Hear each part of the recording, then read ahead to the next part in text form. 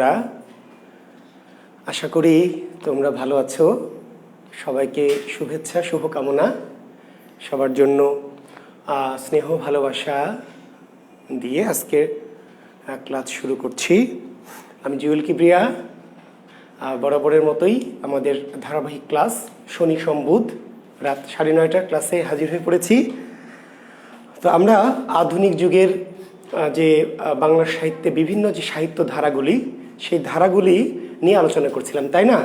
অর্থাৎ আধুনিক যুগের বাংলা সাহিত্যের যে বিভিন্ন ধারা, আমরা উপন্যাস নিয়ে কথা বলেছিলাম, আমরা প্রথম দিন গদ্য নিয়ে কথা বলেছিলাম, আমরা নাটক নিয়ে কথা বলেছিলাম, তাই না শিক্ষার্থী বন্ধুরা?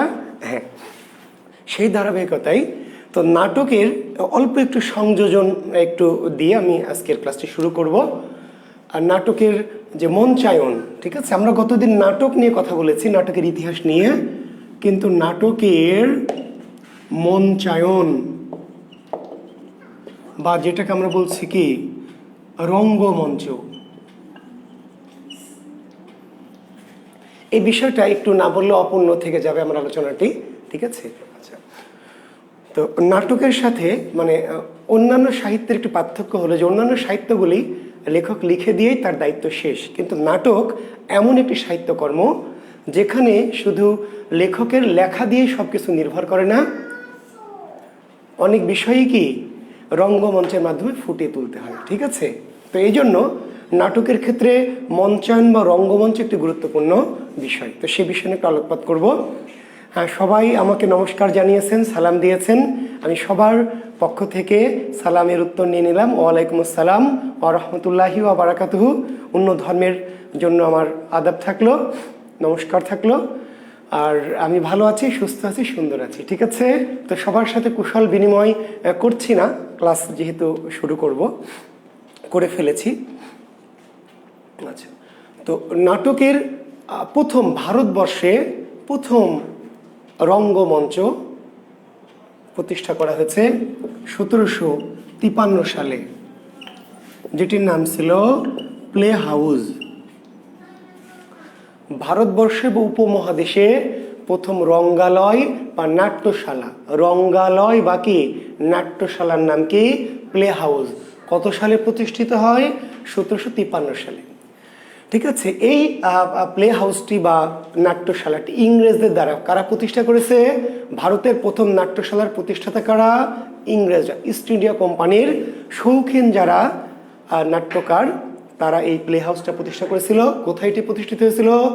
কলকাতার কি লালবাজার, কলকাতার লালবাজার। তাহলে 1753 সালে কলকাতার লালবাজারে কি প্রথম উপমহাদেশের প্রথম নাট্যশালা বা প্লে হাউস প্রতিষ্ঠা করে ইংরেজরা। তবে এই প্লে হাউসে আমাদের বাংলা সাহিত্যের বা বাংলা নাটকের কোনো বিকাশ ঘটেনি। এখানে অভিনয় হতো মূলত শেক্সপিয়ারের নাটক, জর্জ বার্নার্ড শ, ঠিক আছে, এরকম ইউরোপীয় যারা নাট্যকার, ইংরেজ নাট্যকারদের কি বিখ্যাত নাটকগুলি, এমনকি কিছু কিছু ক্ষেত্রে সংস্কৃত নাটকের ইংরেজ অনুবাদ করে ইংরেজ নাট্যকারদের নাটক সেখানে অভিনীত হতো, পাশাপাশি সংস্কৃত কিছু নাটক ইংরেজিতে অনুবাদ করে সেখানে প্রকাশ হতো, ঠিক আছে? প্রথম বাংলা নাটকের জন্য প্রথম মঞ্চ তৈরি করা হয় কি 1795 সালে, ঠিক আছে? এটার নাম হচ্ছে বেঙ্গল থিয়েটার। বেঙ্গল থিয়েটার, যেই বেঙ্গল থিয়েটারের মধ্য দিয়ে মূলত বাংলা নাটকের অগ্রযাত্রা বা বাংলা নাটকের কি অভিনয় শুরু হয়। 1795 সালে কলকাতার চিনে বাজারের কাছে ডোমতলা লেন, এটিও কলকাতায়, কিন্তু কলকাতার কোথায়? কলকাতার চিনে বাজারের ডোমতলা লেন, চিনে বাজারের ডোমতলা লেন। বেঙ্গল থিয়েটার কত সালে প্রতিষ্ঠিত হয়? 1795 সালে। কোথায়? কলকাতার চিনে বাজারের ডোমতলা লেনে। এবং এই প্রতিষ্ঠাতাকে লেবেদফ, হেরাসিম, হেরাসিম কিংবা কি গেরাসিম বা জেরাসিম।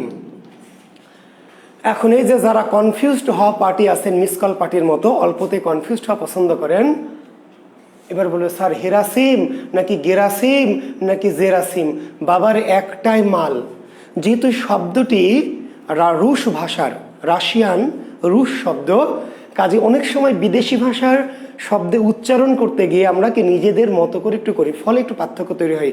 কারণ এইটা নিয়ে কনফিউশনের কিছু নাই, কনফিউজডের কিছু নাই। হেরাসিম বা গেরাসিম বা জেরাসিম একই মাল, ঠিক আছে, লেবেদফ। তবে আমরা এটা ওনাকে হেরাসিম লেবেদফ বলতে বেশি পছন্দ করি আর কি। হেরাসিম লেবেদফ কোথাকার মানুষ? রুশ, রাশিয়ান, যাকে বলা হয় কি বাংলা থিয়েটারের জনক, বাংলা থিয়েটারের জনক। জি, বাংলা থিয়েটার বা বাংলা নাট্যশালা, নাটকের জনক না, কিন্তু নাটকের জনক আমরা গতদিন আলোচনা করেছি। ইনি হচ্ছেন বাংলা রঙ্গমঞ্চের বা বাংলা নাট্যশালার জনক হেরাসিম লেবেদফ। কোথাকার মানুষ তিনি? রুশ বা রাশিয়ান। জি, ঠিক আছে, রাশিয়ান, রুশ দেশীয়। 1795 সালে তিনি বেঙ্গল থিয়েটার প্রতিষ্ঠা করলেন। তিনি ভারতবর্ষে বেড়াতে এসেছিলেন, ঠিক আছে। তিনি মূলত পরিব্রাজক, ঘুরতে এসে তিনি কলকাতার বা ভারতের প্রেমে পড়ে যান এবং সেখানে তিনি শখের নাট্যশালা প্রতিষ্ঠা করেন এবং সেখানে তিনি দুটো নাটকের বাংলা অনুবাদের অভিনয় করেছিলেন। দুটো ইংরেজি নাটক, একটির নাম ছিল the disguise, DIS GUI, disguise, আর একটা ছিল love is the best doctor. ঠিক আছে, তো প্রথম দ্য ডিসগাইজ এই নাটকটি, ইংরেজি নাটকটিকে তিনি বাংলা অনুবাদ করেছিলেন, যে অনুবাদটার নাম ছিল কাল্পনিক সংবদল। ডিসগাইজ মানে ছদ্মবেশ, ডিসগাইজ শব্দের আবিধানে করতে হচ্ছে ছদ্মবেশ, ছদ্মবেশ। তো সংবদল, এটার অনুবাদ করেছে সংবদল, কাল্পনিক সং বোঝেন? সং মানে চেহারাকে বিকৃত করাকে বলে সং।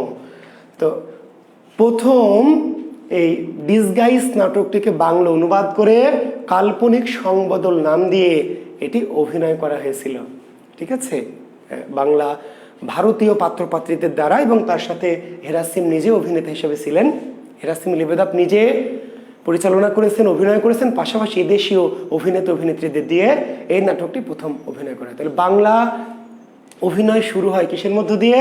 কাল্পনিক সংবদলের মধ্য দিয়ে। যে কত সালে?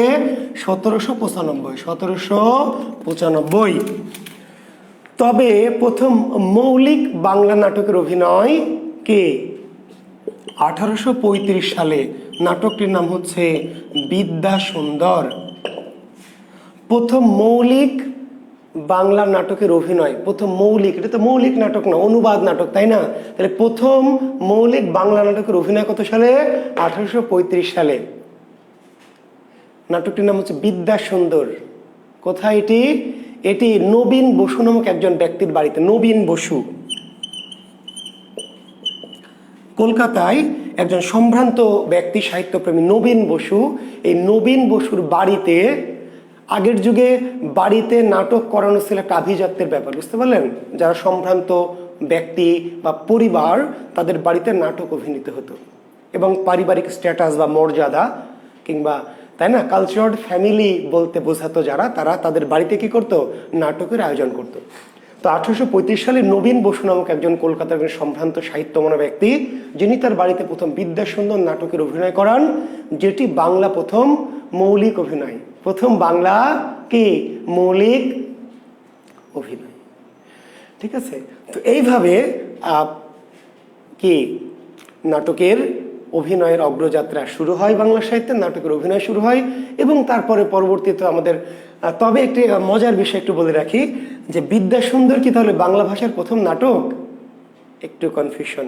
বিদ্যাসুন্দর আসলে নাটকই না, বিদ্যাসুন্দর কোনো নাটক নয়, এটি ছিল একটি কাব্য। ভারতচন্দ্র রায় গুণাকর রচিত একটি কি কাব্য, কাব্য। জি, এই কাব্যকে নাট্যরূপ দেওয়া হয়েছিল। কথাটি পরিষ্কার? তাহলে তো এটি প্রথম নাটক হতে পারত। আসলে বিদ্যাসুন্দর নাটকের প্রথম বাংলা অভিনয় হয়েছিল নবীন বসুর বাড়িতে, মৌলিক নাটক। কিন্তু এটি মূলত নাটক নয়, কি এটি হচ্ছে বিদ্যাসুন্দর কাব্য ভারতচন্দ্র রায় গুণাকরের, এবং যেটিকে নাট্যরূপ দিয়ে অভিনয় করা হয়েছিল। কিন্তু এটি যেহেতু বাংলা, কাজে এটি বাংলা মৌলিক নাটক অভিনয়ের ক্ষেত্রে। কার ক্ষেত্রে? অভিনয়ের ক্ষেত্রে, কিন্তু নাটকের ইতিহাসের ক্ষেত্রে নয়। ভুল করবেন না, বিভ্রান্ত হবেন না। বাংলা মৌলিক নাটকের অভিনয় শুরু হয়েছিল কোন নাটকের মধ্য দিয়ে? বিদ্যাসুন্দর নাটকের মধ্যে দিয়ে। কত সালে? 1835 সালে। কিন্তু এটি কিন্তু নাটক নয়, কাব্যকে নাট্যরূপ দিয়ে অভিনয় করা হয়েছিল। আর প্রথম নাটক ওই যে আমরা গতকাল বলেছি 1852 সালে মূলত নাটক রচনা শুরু, 1852 সালে, মনে আছে? কীর্তিবিলাস ইত্যাদি ইত্যাদি দিয়ে সেই ইতিহাসটা আমরা বলেছি। শুধু আমি অভিনয় বা রঙ্গমঞ্চের যে ইতিহাসটুকু সেইটুকু আজকে জানিয়ে রাখলাম। জি, ধন্যবাদ। তাহলে বাংলা রঙ্গমঞ্চ বা নাট্যমঞ্চের জনককে হেরাসিম লেবেদাফ, কিন্তু বাংলা নাটকের জনককে মাইকেল মধুসূদন দত্ত। নাটক যেটা সেটা আলাদা ইতিহাস, আর আজকে যেটুকু বললাম সেটা হচ্ছে কি নাট্যমঞ্চ বা রঙ্গমঞ্চের ইতিহাস। আমরা এখন একটি অত্যন্ত গুরুত্বপূর্ণ বিষয় নিয়ে কথা বলবো, সেটি হচ্ছে মহাকাব্য। জি, দেখেন, মহাকাব্য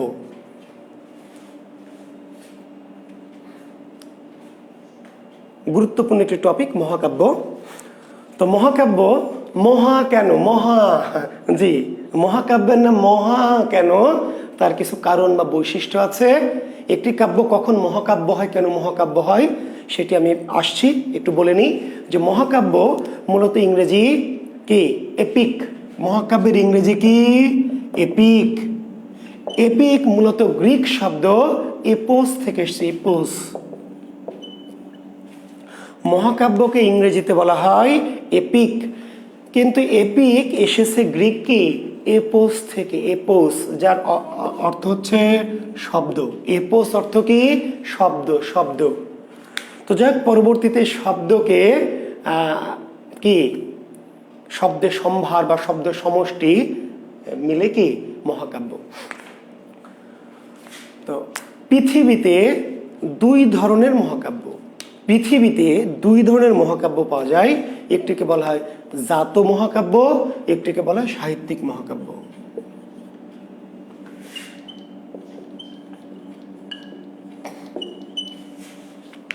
পৃথিবীতে মহাকাব্য কয় ধরনের? পৃথিবীতে, আচ্ছা, তাজমিন, জাবির, মৌলিক কেন বলা হয় স্যার? মৌলিক বলা হয়, বাকিগুলা যৌগিক, সেই জন্য তাজমিন। জি, মৌলিক বাংলা নাটক মানে যেটা বাঙালিরা লিখেছে। ভারতচন্দ্র রায় গুণাকর লিখেছিল বিদ্যাসুন্দর নাটকটি। আর আগের যে নাটকের কথা বললাম কাল্পনিক সংবরণ, সেটা অনুবাদ নাটক। তাজমিন, জাবির, এর আগে যে নাটকগুলো অভিনয় হয়েছে গাধী জাবির, সেগুলো হচ্ছে অন্য ভাষার নাটকের কি বাংলা অনুবাদ করে। আর এই নাটকটি কি বাংলা লেখা নাটক, এই জন্য এর নাম মৌলিক বাংলা নাটক। জি,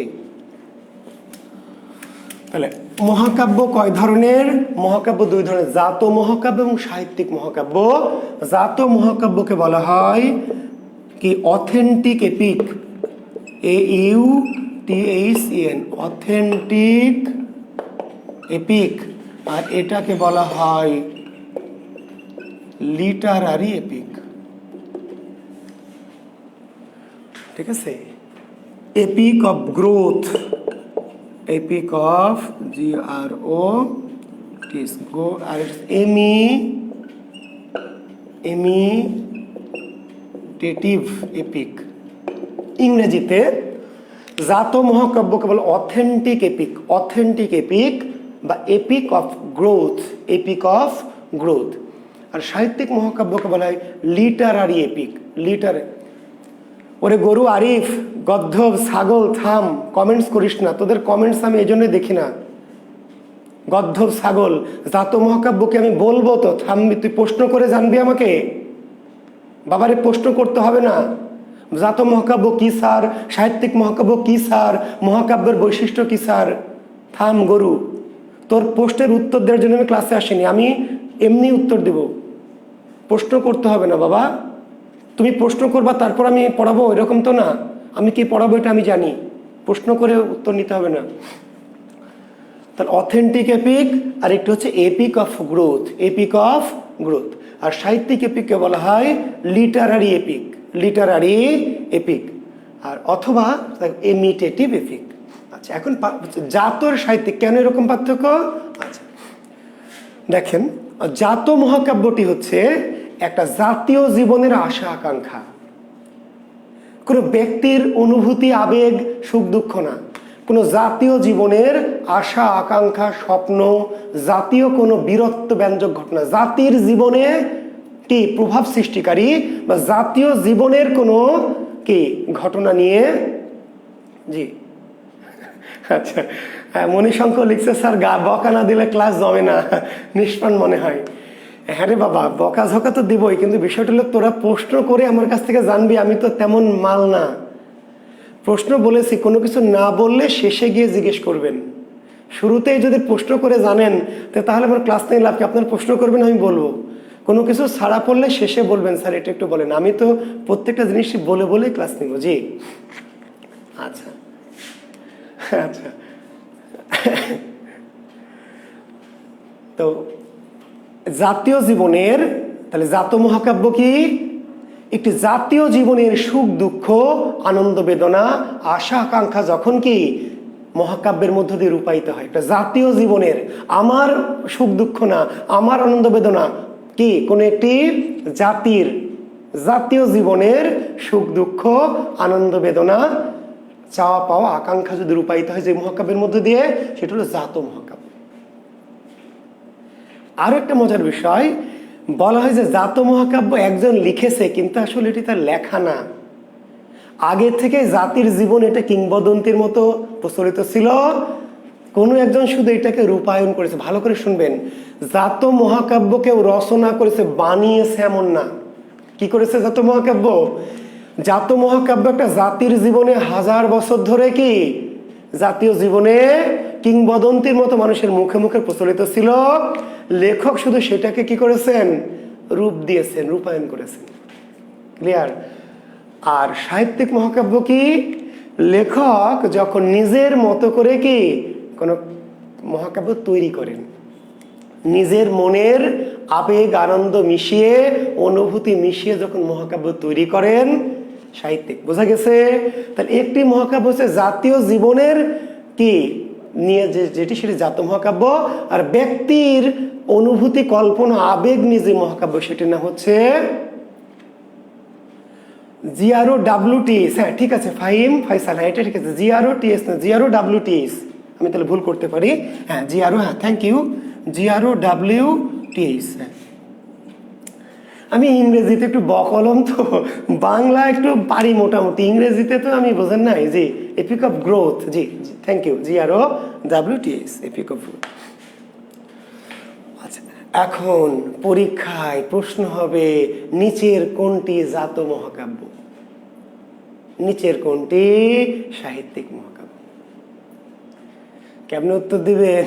মহাকাব্য তো জীবনে পড়েনি। আমি বলেছিলাম যে মহাকাব্য যদি 1000 টাকা দেওয়া যায় আর বলা যায় যে পড়েন, তাও পড়বেন না।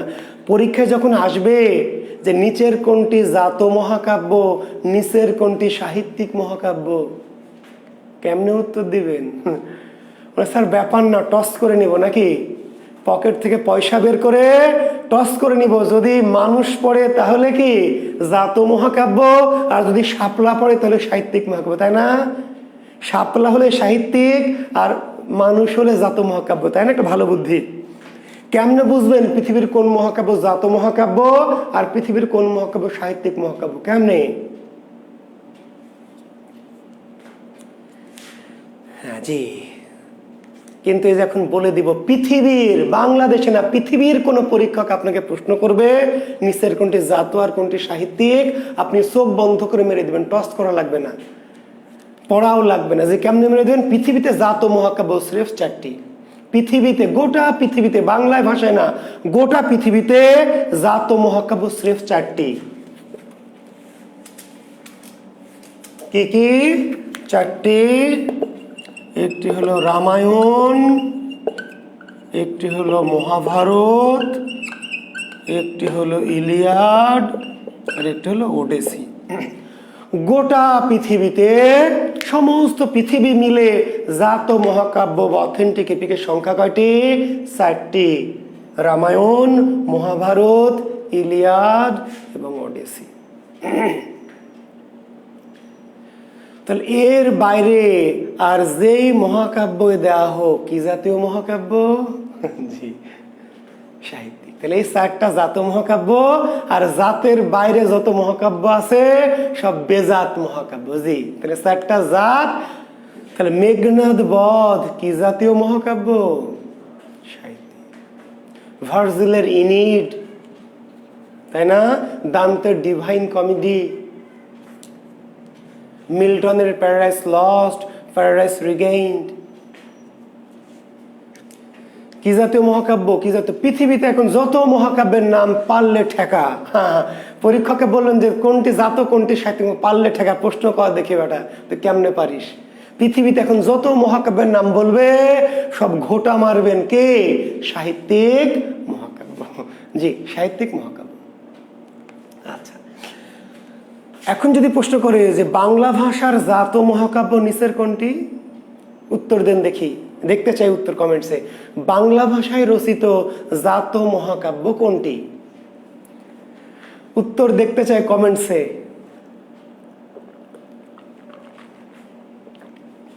বাংলা ভাষায় রচিত জাত মহাকাব্য নিচের কোনটি?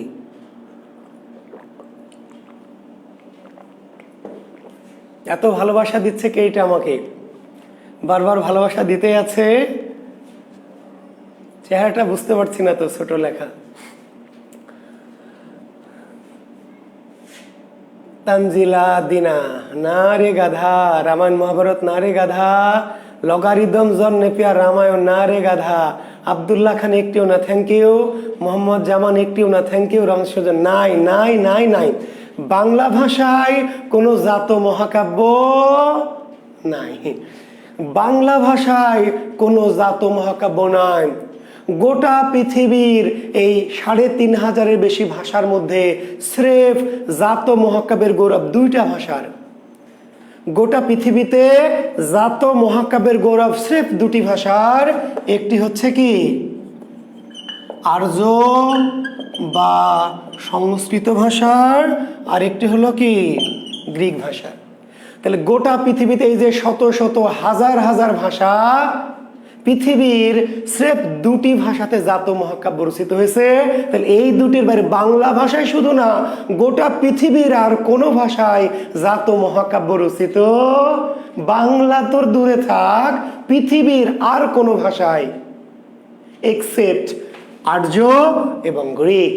পৃথিবীর 4টি জাত মহাকাব্যের 2টি রামায়ণ মহাভারত আর্য বা সংস্কৃত ভাষায়, এবং ইলিয়াড এবং ওডিসি 2টি গ্রিক ভাষায়। তাহলে পৃথিবীতে বাংলা, ইংরেজি, আরবি, ফার্সি, স্প্যানিশ, মারাঠি, পৃথিবীর আর কোনো ভাষায় জাত মহাকাব্য নাই। এখন বললেন স্যার আমি একটা লিখবো, বলে স্যার আপনি একটা লেখেন। যদি আমাকে বলেন যে স্যার আপনি একটা লেখেন, তাহলে আমরা বাংলা ভাষায় একটা জাত মহাকাব্য পাই।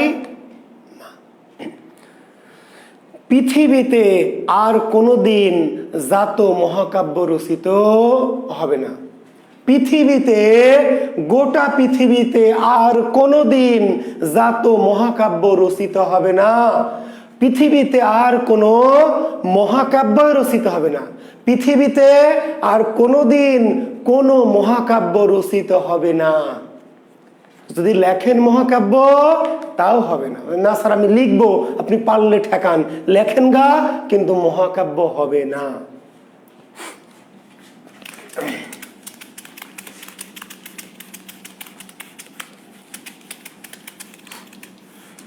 বুঝতে পেরেছেন? পৃথিবীতে আর কোনোদিন মহাকাব্য রচিত হবে না। কেন স্যার? আমি জানি এই প্রশ্নটি করবেন, তাই প্রশ্ন করলেও উত্তর দিতাম, না করলেও দিতাম। কারণ হচ্ছে মহাকাব্য লিখতে হলে কি লেখকের যেই নৈবেত্তিক দৃষ্টিভঙ্গি থাকতে হয়, সেটি আধুনিক মানুষের নাই। আধুনিক মানুষের মন মহাকাব্য রচনার অনুপযোগী। মহাকাব্য রচয়িতার যে দৃষ্টিভঙ্গি, যে অন্তর্দৃষ্টি, যে নিরপেক্ষতা দরকার হয়, সেটি আধুনিক মানুষের নাই। মনে রাখবেন যে মহাকাব্যের রচয়িতা হচ্ছে একজন কি নিরপেক্ষ দৃষ্টির মানুষ হতে হয়। মহাকাব্যের দুটি পক্ষ থাকে, দুটি পক্ষ, ট্রয় গ্রিকই হোক আর রাম রাবণী হোক, আর বুঝতে পারলেন মহাকাব্যের সবসময় দুটো পক্ষ থাকে। লেখক কোনো পক্ষে যাবেন না, তিনি কি করবেন, তিনি শুধু বর্ণনা করবেন, কিন্তু তার কোনো পক্ষপাত কোনো পক্ষের প্রতি যাবে না, যেটি আধুনিক মানুষের দ্বারা অসম্ভব। আধুনিক পৃথিবীতে সকল মানুষই কি পক্ষপাত দুষ্ট। জি, হয় আপনি ভারতের পক্ষে নাহলে পাকিস্তানের পক্ষে, বুঝতে পারলেন? হয় আপনি ভারতের পক্ষে না হলে কি পাকিস্তানের পক্ষে, হয় আপনি আমেরিকার পক্ষে নাহলে রাশিয়ার পক্ষে, নাহলে ইরানের পক্ষে, নাহলে চীনের পক্ষে, নাহলে জাপানের পক্ষে। আধুনিক পৃথিবীতে সকল মানুষই কি কোনো না কোনো পক্ষে। হয় আপনি ইসরায়েলের পক্ষে নাহলে আপনি ফিলিস্তিনের পক্ষে। ইসরায়েল ফিলিস্তিন মনে করে তো ইমোশনাল হয়ে গেলাম, আবার আমি এমনি ইমোশনাল হয়ে যাই, আরও ইমোশনাল হয়ে গেলাম। জি, আপনাদের একটু বলে রাখি যে আজকে এই আপনাদের ক্লাসে ঢোকার আগে একটি গান রেকর্ড করেছি, সন্ধ্যার পরে লিখেছি ফিলিস্তিনের জন্য। আসলে ঠিক আমি ইসলাম ধর্মের মানুষ এই জন্য না, একটি কথা বলে রাখি যে পৃথিবীর ধর্ম যাই হোক না কেন, মানবতার যে অপমান, এই যে শিশুর যে রক্ত, এই যে বৃদ্ধের যে রক্ত, এই যে মায়ের জননীর যে রক্ত, ফিলিস্তিনের নির্যাতনের উপর একটি গান লিখলাম আজকে সন্ধ্যায়, লিখে আজকে সুর করে গেয়েছি এবং রেকর্ড করেছি। আজকে রাত্রে এটি আমার ইউটিউব চ্যানেলে দিব, আপনাদেরকে লিঙ্ক দিব, আপনারা দেখবেন, দয়া করে। ভালো লাগবে আপনাদের, ভালো লাগলেও দেখবেন, না লাগলেও দেখবেন। জুয়েল স্যার গিয়েছে বা বলেছে এই জন্য দেখবেন। আজকে আমি সন্ধ্যায়, আজকে রাতে মাথায় এসেছে, কয়েকদিন ধরে ভাবছিলাম যে ফিলিস্তিনের জন্য একটু কিছু করতে হবে। তা আজকে সন্ধ্যার পরে আমি গানটা লিখেছি, সুর করেছি এবং আমার এক ছাত্রকে সাথে নিয়ে গানটা হারমোনিয়ামে তুলে আজকে গেয়ে রেকর্ড করেছি। এবং আপনাদের ক্লাস শেষ করে আমি একটা কম্পিউটারে বসে গানটাকে আজকে আমি ইউটিউব চ্যানেলে দিব। আমার ইউটিউব চ্যানেল লিস্টে আপনাদের মনে আছে জুয়েল কিবরিয়া শিক্ষা সাহিত্য সংস্কৃতি, আর এই লিঙ্কটা আমি আমাদের এই গ্রুপে দিয়ে দিব। আপনারা অবশ্যই যারা জেগে থাকবেন, যত রাতি হোক আমার এই গানটির সঙ্গে সঙ্গে দেখবেন। অনুরোধ, আমার বিনীত অনুরোধ আপনার জন্য, আমার এই গানটি দেখবেন, শুনবেন এবং পারলে গানটিকে কি করবেন, ভাইরাল করবেন। জি, আমার ধারণা এই গানটি আপনাদের ভালো লাগবে, এটি আমার বিশ্বাস। আর আমার বিশ্বাস কখনোই কি বৃথা যায় না, মনে রাখবেন, আমার বিশ্বাস কখনোই বৃথা যায় না। জি, তো ইসলাম ধর্মের মানুষ নিপীড়িত হচ্ছে এই জন্য আমি গানটা লিখিনি। কোন ধর্মের মানুষ নিপীড়িত হচ্ছে এটি না, নিপীড়ন, নির্যাতন, হত্যা, যুদ্ধ, এটার আমি ঘৃণা করি, এটার আমি একদম বিপক্ষে। ঠিক আছে, এই জন্য লিখেছি যে ধর্মের মানুষ হোক না কেন, পৃথিবীতে কোনো সংকট হলে সমাধান করতে হবে শান্তির মধ্য দিয়ে, আলোচনার মধ্য দিয়ে, রক্তপাত করে বোমা মেরে এর পক্ষে আমি নই। সেই জন্য এই গান লিখেছি আর কি। তো যাই হোক, আমি অন্য কথা বলে ফেলেছি ইমোশনাল হয়ে আর কি। তো আমরা বলছিলাম যে পৃথিবীতে জাত মহাকাব্য রচিত হবে না, কারণ আমরা মানুষরা কোনো না কোনো কি পক্ষে, আমরা কখনোই নিরপেক্ষ থাকি না। ইসরায়েলের পক্ষেও কিন্তু অনেক মানুষ আছে, আবার ফিলিস্তিনের পক্ষে আমরা অনেক মানুষ আছি। তো আধুনিক পৃথিবীতে কোনো মানুষ নিরপেক্ষ নয়। আর আরও একটি কারণ যে মহাকাব্য লিখলে কেউ কি পড়বে? ইনশাল্লাহ, হ্যাঁ, আইনুন নিশাত রুবি স্যার দেখবেন ঝড় তুলে দেবো ভাইরাল, ইনশাল্লাহ আমার এই গানটি ভাইরাল হবে, আমি নিশ্চিত। আমি বললাম যে দেখবেন, হবে ইনশাল্লাহ। আপনারা যদি পাশে থাকেন তাহলে অবশ্যই হবে, জি ইনশাল্লাহ। আচ্ছা, আর আধুনিক পৃথিবীতে আরো মহাকাব্য রচিত হবে না। কেন রচিত হবে না? আরো সহজ কথা, মহাকাব্য পড়বে কে? মহাকাব্যটা পড়বে কে? কেন লিখবে লেখক? বলেন, লেখক যে লিখবে এত কষ্ট করে, এত বিশাল মহাকাব্য লিখবে, কেউ কি পড়বে? টাকা দিলেও তো পড়বে না। এখন তো T20 যুগ, বোঝেন না? T20 যুগ, যে শর্টকাট, জি ছোট গল্পের যুগ, বা ওই যে কি টিকটকের যুগ। এই যুগে মহাকাব্যকে পড়বে না, 1000 টাকা দিলেও পড়বে না। কাজে লেখক লিখবে, লেখকের ঠেকা কি, জীবনেও লিখবে না। আর আরো একটি বড় কথা, মহাকাব্য লেখার জন্য লেখকের যে শব্দ ভান্ডার, লেখকের যে সাহিত্য জ্ঞান, লেখকের যে আবেগ, লেখকের যা কিছু থাকা দরকার, আধুনিক মানুষের মধ্যে নাই। মহাকাব্য লিখতে হলে লেখকের যে যোগ্যতা দরকার, শব্দ ভাণ্ডার দরকার, বুঝতে পারলেন, কলা কৌশল দরকার, রূপরস দরকার, সেটা আধুনিক লেখকদের নাই। ফলে নানান কারণে আধুনিক পৃথিবীতে আর মহাকাব্য রচিত কি হবে না। জি, ওকে। তো কাজে সেই কথা বাদ, এখন আমরা চলে আসি যে বাংলা সাহিত্যের মহাকাব্যকে আমরা ইতিহাসটুকু। এখন মহাকাব্যের কিছু বৈশিষ্ট্য, মহাকাব্য হতে হলে কি কি লাগবে লিখে নেন। মহাকাব্যের বৈশিষ্ট্য কি? পিলির জন্য লাগবে, রিটেনের জন্য অতি গুরুত্বপূর্ণ। রিটেন যারা পরীক্ষার্থী লাগবে, মহাকাব্যের বৈশিষ্ট্য লেখুন, মহাকাব্যের 4টি বৈশিষ্ট্য লিখুন বা মহাকাব্যের বৈশিষ্ট্যগুলি লিখুন রিটেনে। আর পিলিতে আসবে নিচের কোনটি মহাকাব্যের বৈশিষ্ট্য, কোনটি মহাকাব্যের বৈশিষ্ট্য নয়। জি, কোনটি মহাকাব্যের বৈশিষ্ট্য সেটি আসবে, আবার কোনটি মহাকাব্যের বৈশিষ্ট্য নয় সেটি আসবে। জি, তো আমরা মহাকাব্যের বৈশিষ্ট্যগুলো একটু দেখে নিই। লেখেন, মহাকাব্যের শুরু হবে নমস্ক্রিয়া বা আশীর্বাচনের মধ্য দিয়ে।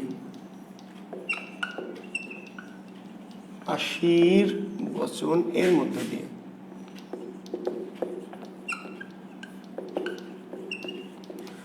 মহাকাব্যের শুরু হবে, সূচনা হবে কিসের মধ্য দিয়ে? জি, নমস্ক্রিয়া, আশীর্বচন, যেটাকে এর আগে আমরা বলেছিলাম স্তুতি, মঙ্গল কাব্যে বলেছিলাম স্তুতি, মনে আছে, দেবদেবীর বন্দনা ইত্যাদি ইত্যাদি। তো মহাকাব্য শুরু হবে কি দিয়ে? নমস্ক্রিয়া দিয়ে, আশীর্বচন, দেবদেবীর বন্দনা, ঈশ্বর স্রষ্টার বন্দনা। আচ্ছা ঠিক আছে, আফরোজা অমনি দেখে চেষ্টা করছি, হ্যাঁ যদি ডাইরেক্ট দিতে পারি তো দিব। হ্যাঁ, আচ্ছা, এরপরে তাহলে ঠিক আছে, তারপরে নায়ক হবে বীর, নায়ক হবে বীর ধীরোদাত্ত। মহাকাব্যের নায়ক কেমন হবে? মহাকাব্যের নায়ক হবে কি? বীর ধীরোদাত্ত। বুঝতে পারলেন? কুবেরের মতো কেউ মহাকাব্যের নায়ক হতে পারবে না। জি, বুঝেন নাই? কুবেরের মতো, কুবের মার্কা কেউ মহাকাব্যের নায়ক হতে পারবে না। বুঝা গেছে? মহাকাব্যের নায়ক কে হবে? মহাকাব্যের নায়ক হবে কে? কার মতো? ওই যে বাহুবলীর, জি, বাহুবলীর সাইজ আর কি, পাহাড় ঘুষি মেরে ভেঙে দিবে, তাই না? তারপরে হাজার হাজার মানুষকে একাই কি করবে? প্রতিহত করবে। বীর ধীরোদাত্ত। ধীরোদাত্ত কি? Slow but steady, slow but steady, ধীরোদাত্ত। মানে অনেক বিপদ আসবে, অনেক আঘাত আসবে, নায়ক কখনো বিচলিত হবে না। অনেক বিপদ, অনেক আঘাত, অনেক শত্রু, হাজার হাজার শত্রু, নায়ক হাতে একা, কিন্তু নায়ক তবু কখনো বিচলিত হবে না, ধৈর্য হারা হবে না। এটাকে বলা হয় ধীরোদাত্ত। তাহলে মহাকাব্যের নায়কের বৈশিষ্ট্য কি? বীর ধীরোদাত্ত। কমপক্ষে 9টি স্বর্গ থাকবে, কমপক্ষে 9টি স্বর্গ থাকবে। এই স্বর্গ মানে আবার বেহেস্ত না, ঠিক আছে? এই স্বর্গ মানে বেহেস্ত না, জি, স্বর্গ মানে অধ্যায়। তাহলে মহাকাব্যে কমপক্ষে 9টি, 9-এর চেয়ে বেশিও হতে পারবে, 9-এর চেয়ে বেশিও হতে পারবে, কিন্তু কম হওয়া যাবে না। কমপক্ষে 9টি স্বর্গ থাকবে। জি, কাহিনীর বিস্তার হবে, কাহিনীর বিস্তার হবে স্বর্গ, মর্ত্য, পাতাল ব্যাপী। কাহিনীর বিস্তার হবে স্বর্গ, মর্ত্য, পাতাল ব্যাপী। মহাকাব্যের কাহিনী শুধু পৃথিবীর কাহিনী না, পৃথিবীর মানুষের কাহিনী না, কিসের কাহিনী? স্বর্গ, মর্ত্য, পাতাল। স্বর্গের কাহিনী থাকবে, পৃথিবীর কাহিনী থাকবে, পাতাল, পাতাল, পাতালের দৈত্য, দানব, রাক্ষস, খক্ষয়। জি, স্বর্গের দেবদেবী থাকবে, পৃথিবীর মানুষ থাকবে, এমনকি পাতালে রাক্ষস খোকস দৈত্যতনবর থাকবে। তাহলে মহাকাব্যের কাহিনীর বিস্তার হবে স্বর্গমর্ত পাতালব্যাপী। রস হবে বীর রস। রস কি হবে? মহাকাব্যের রস কি হবে? বীর রস, বীর। ওরে আলামিন লেমন, আটটির বেশি মানে কি? আটটা। আলামিন লেমন গাধা, আটটার বেশি মানে কি? আটটা না নয়টা? গাধা, আটটার বেশি মানে তো আটটা না রে গাধা। আটটা না, আটটার বেশি মানে কমপক্ষে কি? নয়টা রে বাবা, একই কথা। ওরে বাবা রে, তোদের নিয়ে যে কি করি। আটটা তো বলিনি, বলেছে আটটার কি অধিক, আটটির বেশি। আর এখানে বললাম কমপক্ষে নয়টা। দুইটার মানে কি আলাদা? তোদের বাংলা আগে মিনিং পড়ানো লাগবে। তোদের আগে আমি কোচিং পড়ানো বাদ দিয়ে আগে কি বাংলা শব্দের মানে পড়াইতে হবে। তাহলে মহাকাব্যের রস হবে বীর রস। তবে পাশাপাশি পাশাপাশি শান্ত বা শৃঙ্গার রসও থাকতে পারবে। মহাকাব্যের মূল রস হবে কি? বীর রস, বীর। তবে এই বীর রসের পাশাপাশি মর্ত, হ্যাঁ হ্যাঁ, থ্যাংক ইউ, হ্যাঁ ওকে, থ্যাংক ইউ। মর্ত তয়রেব জফলা, ধন্যবাদ। আচ্ছা, রস হবে বীর রস। মূল রস মহাকাব্যের কি? বীর রস। তবে পাশাপাশি শান্ত বা শৃঙ্গার রস, শান্ত বা শৃঙ্গার রসও থাকতে পারবে। ভাষা হবে ওজস্বী। ভাষা হবে ওজস্বী। ভাষা হবে কি? ওজস্বী। মহাকাব্যের ভাষা হবে ওজস্বী, ওজস্বী।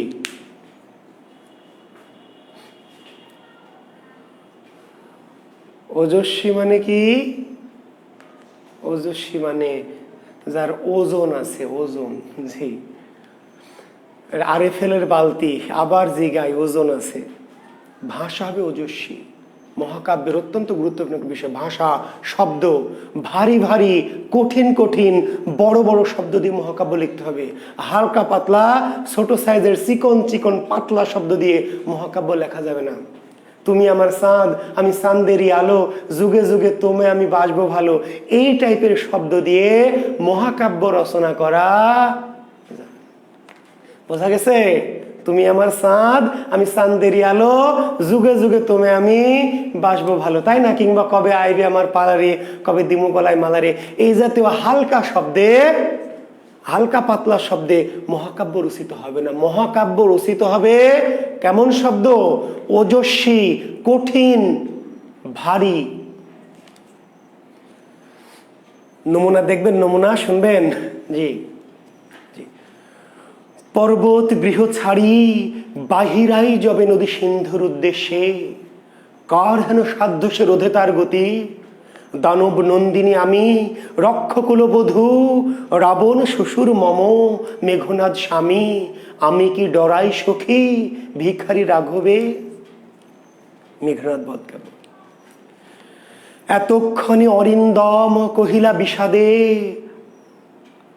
জানিনু কেমনই আসি লক্ষণ পশিল রক্ষপুরে, হায় তাত উচিত কি তবে কাজ, নিকষা সতী তোমার জননী সহদর রক্ষ শ্রেষ্ঠ, শুলি শম্ভু নিভ কুম্ভকর্ণ ভাতৃপুত্র বাসব বিজয়ী, নিজ গৃহপথ তাত দেখাও তস্করে, চণ্ডালে বসাওয়ানি রাজার আলয়ে, কিন্তু নাহি গঞ্জি তোমা গুরুজন তুমি, পিতৃতুল্য সারদার যাব অস্ত্রাগার, লঙ্কার কলঙ্ক আজি ভঞ্জিবা হবে, দেখিব আজি কোন দেব বলে বিমুখে সমরে মরে সৌমিত্রী কুমতি। জি, মহাকাব্যের ভাষা ওজস্বী, ওজস্বী, ভারী ভারী, কঠিন কঠিন, শক্ত শক্ত। তো thank you, very good, good night. কাজে মহাকাব্য কেন রচিত হবে না নিশ্চয় বুঝতে পেরেছেন। এখন বাংলা ভাষায় মহাকাব্য, আমরা বাংলা সাহিত্যের মহাকাব্য নিয়ে কথাবার্তা বলবো, ঠিক আছে? আমরা কিন্তু পৃথিবীর মহাকাব্য নিয়ে আলোচনা করতে আসিনি ভাই, বুঝতে পেরেছেন? আমরা মহাকাব্য নিয়ে আলোচনা করব কি ধরনের? বাংলা ভাষার মহাকাব্য।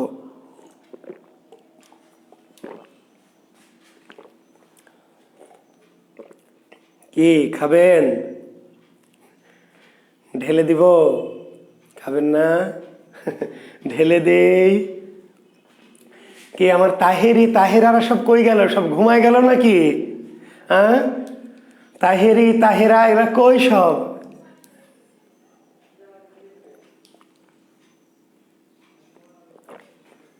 ওরে গরু, গাধা, শিহাব শাহিন আলম, গদ্ধব, 7টা খণ্ড রে গদ্ধব। ওইটা তো গাধা, স্বর্গ না রে গরু। ওই এক একটা খণ্ডে আবার অনেকগুলি স্বর্গ আছে গদ্ধব। শিহাব শাহিন আলম গাধা, 7টা তো স্বর্গ না রে গদ্ধব, 7টা হলো খণ্ড, 7টা খণ্ড। এক একটা খণ্ডে আবার 10-12টা করে কি স্বর্গ আছে গাধা। খণ্ড মানে স্বর্গ না রে গাধা, খণ্ড মানে খণ্ড। আর স্বর্গ আবার খণ্ডের মধ্যে কি অনেকগুলি স্বর্গ আছে। বাংলা ভাষার প্রথম মহাকাব্যের নাম কি? বাংলা ভাষার প্রথম মহাকাব্যের নাম মেঘনাদ বধ। মেঘনাদ বধ মহাকাব্য। জি,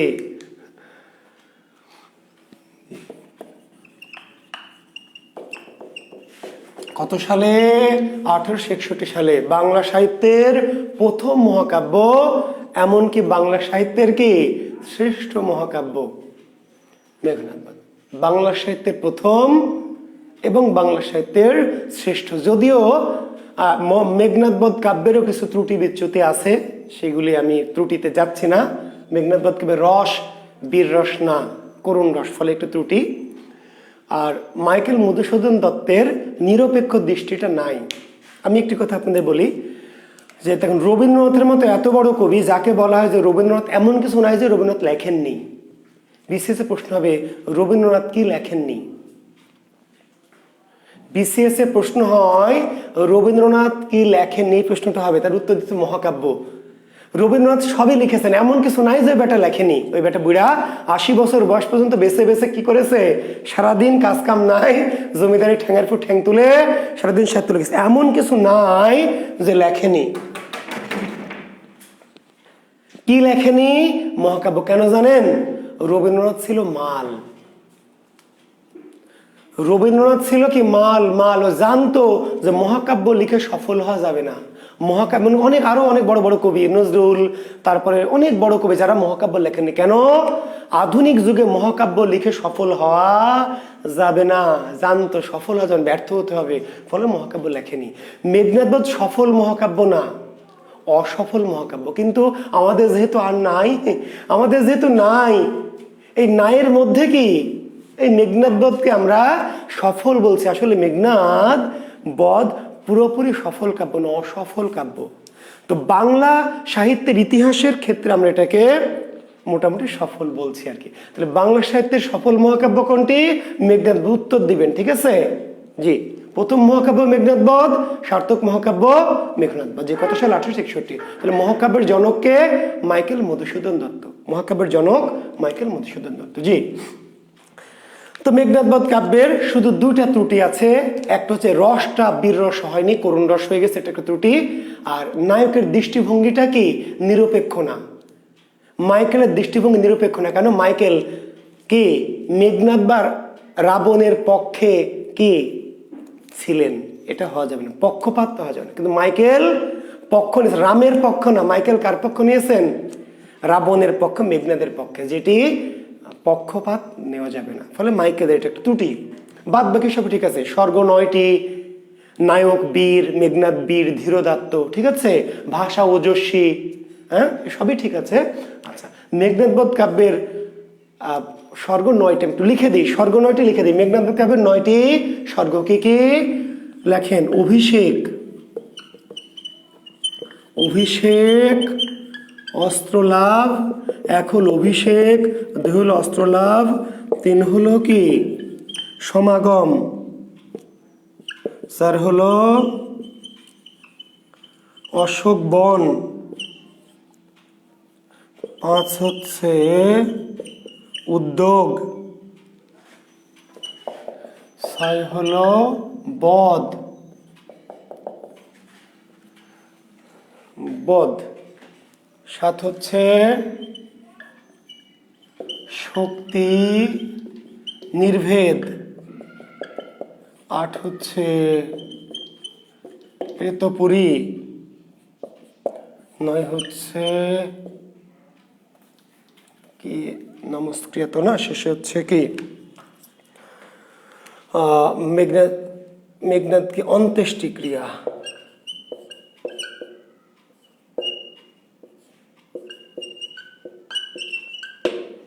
অন্ত্যেষ্টি ক্রিয়া। জি, মেঘনাদ বধ কাব্যের 9টি স্বর্গ। মেঘনাদ বধ কাব্যের স্বর্গ কয়টি? মেঘনাদ বধ কাব্যের স্বর্গ হচ্ছে 9টি। কি কি? অভিষেক, অস্ত্রলাভ, সমাগম, অশোক বন, উদ্যোগ, বধ, শক্তি নির্ভেদ, প্রেতপুরী এবং অন্ত্যেষ্টি ক্রিয়া। ঠিক আছে, মেঘনাদ বধ কাব্যের নায়ক মেঘনাদকে বধ করা হয় কোন স্বর্গে? 6ষ্ঠ স্বর্গে। বুঝতে পারলেন? মেঘনাদ বধ কাব্যের যে নায়ক মেঘনাদ, তাকে বধ করা হয় কোন স্বর্গে? 6ষ্ঠ স্বর্গে। সেই স্বর্গটার নাম কি? বধ বা বধ। জি, বধ বা সংস্কৃতে কি? বধ।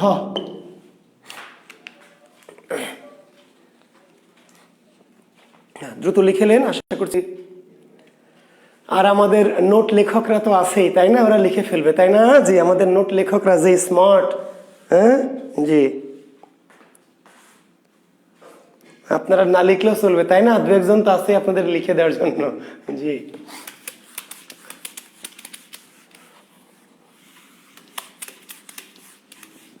লিখে নেন। আচ্ছা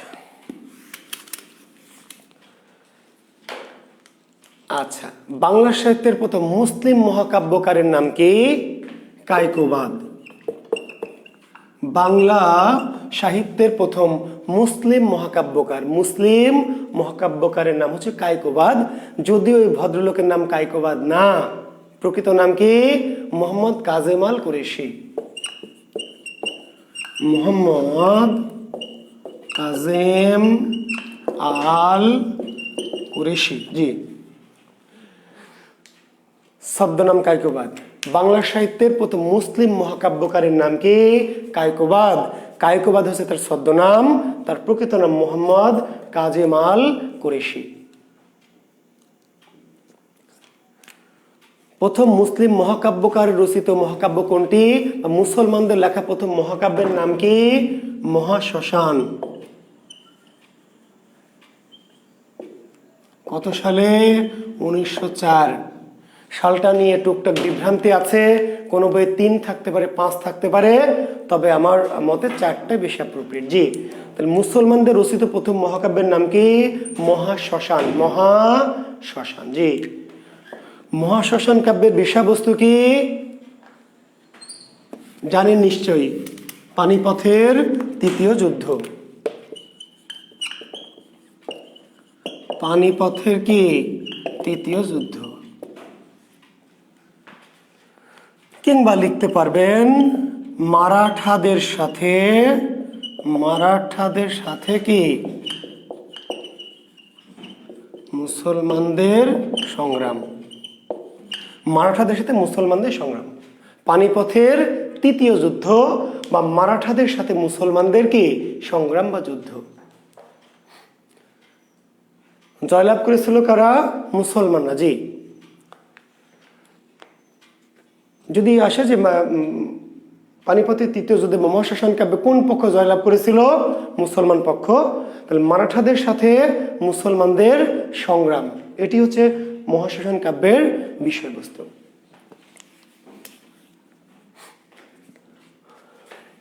চরিত্রগুলো একটু জেনে রাখেন। চরিত্রগুলি কি মনে আছে না? ওই যে রক্তাক্ত প্রান্তর পড়েছিলেন, মনে আছে? একই কিন্তু চরিত্র, একই ঘটনা, শুধু নাটক রক্তাক্ত প্রান্তর নাটক মুনির চৌধুরীর, আর মহাশ্মশান হচ্ছে মহাকাব্য। চরিত্র একই, জোহরা, ইব্রাহিম কার্দি, সুজাউদ্দৌলা, নজিবউদ্দৌলা, মনে আছে না চরিত্রগুলি? জি, পারলে মনে রাখেন। মহাশ্মশান মহাকাব্যের চরিত্র ইব্রাহিম কার্দি, জোহরা, নজিবউদ্দৌলা, সুজাউদ্দৌলা ইত্যাদি যত চরিত্র আছে ওই রক্তাক্ত প্রান্তর নাটকে, সেগুলি সবই মহাশ্মশান কাব্যের চরিত্র। জি, আরেকজন মুসলিম মহাকাব্যকার আছে যার নাম ইসমাইল হোসেন সিরাজি।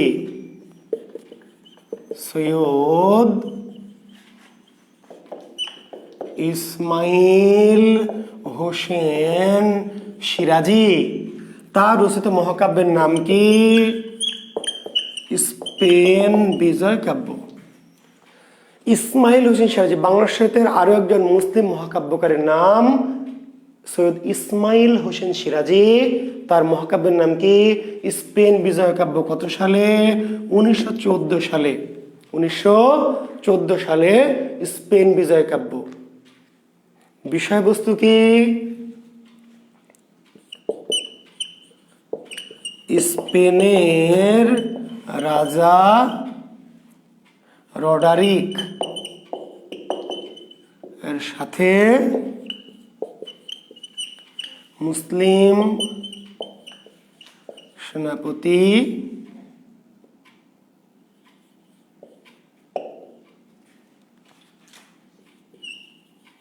তারেকের সংগ্রাম।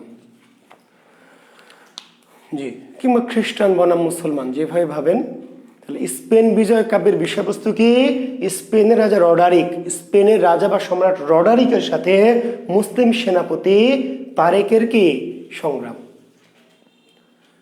জয়লাভ করেছিল। কিংবা মুসলমানদের স্পেন বিজয়, কেউ কেউ এইভাবে বলেছে মুসলমানদের স্পেন বিজয় কাব্যের বিষয়বস্তু কি? মুসলমানদের স্পেন বিজয়। জি, মুসলিম সেনাপতি তারেক কি করেছিল? স্পেন বিজয় করেছিল। অজেয় স্পেন, মুসলমানরা গোটা বিশ্ব হস্তগত করলেও কি স্পেন তাদের অধিকারের বাইরে ছিল। সেই স্পেন তারেকের নেতৃত্বে কিভাবে এটি জয়লাভ করেছিল সেটি হচ্ছে স্পেন বিজয় কাব্যের বিষয়।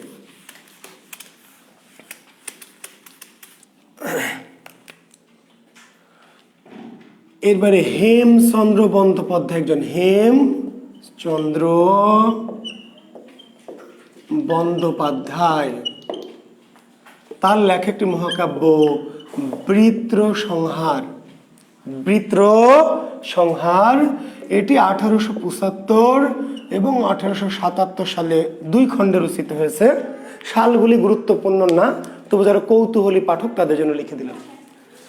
বাংলা সাহিত্যের আরেকজন মহাকাব্যকারের নাম হেমচন্দ্র বন্দ্যোপাধ্যায়। হেমচন্দ্র বন্দ্যোপাধ্যায়, তার রচিত মহাকাব্যের নাম কি?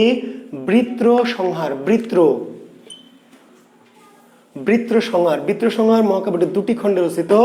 প্রথম খণ্ড 1875 সালে এবং দ্বিতীয় খণ্ড 1877 সালে।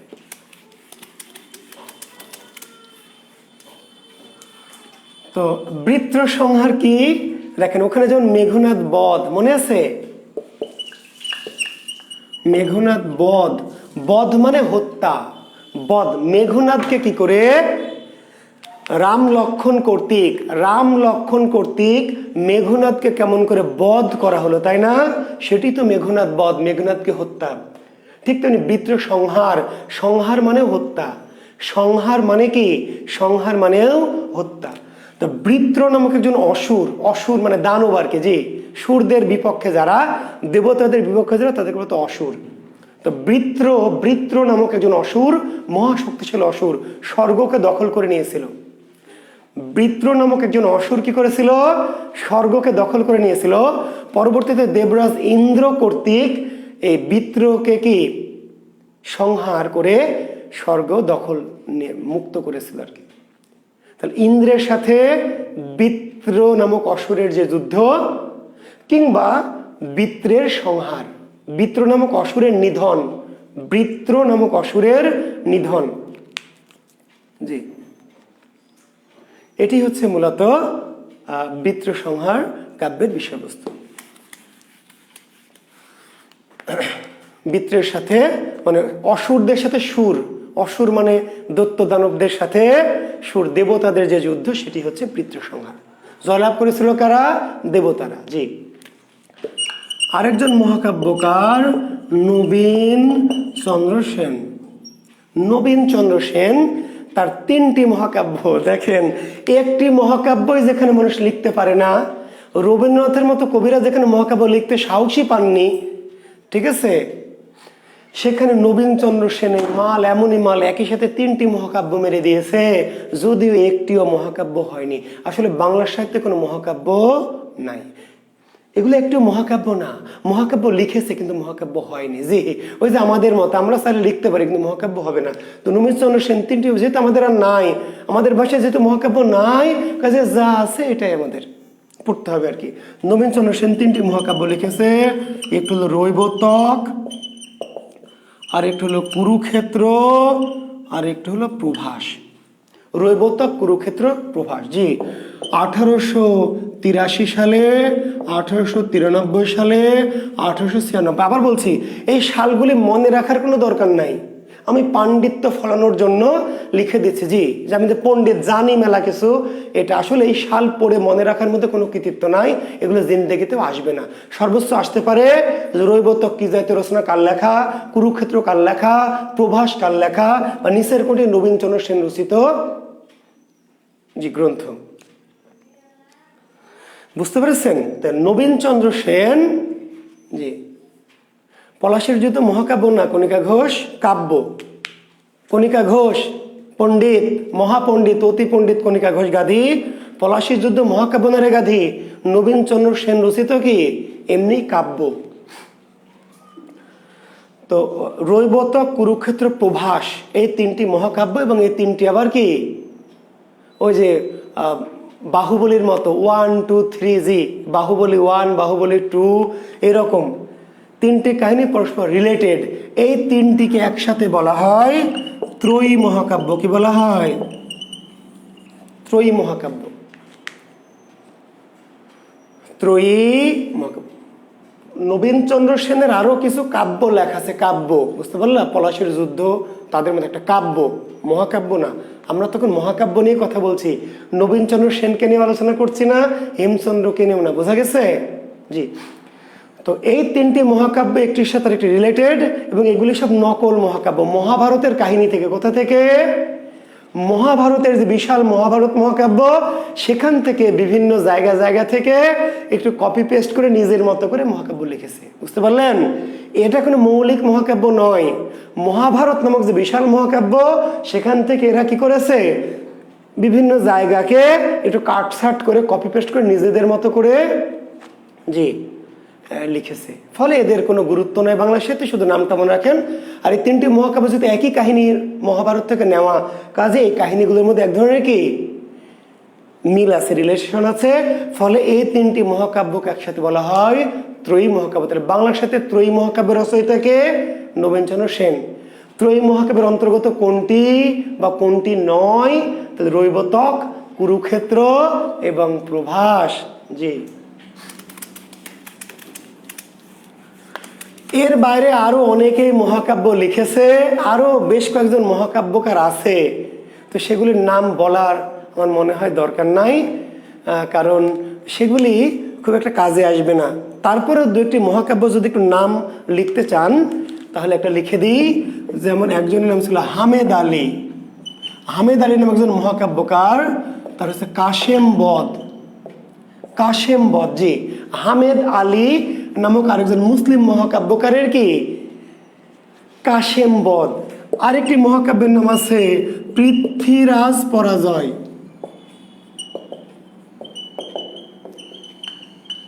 যোগীন্দ্রনাথ বসু।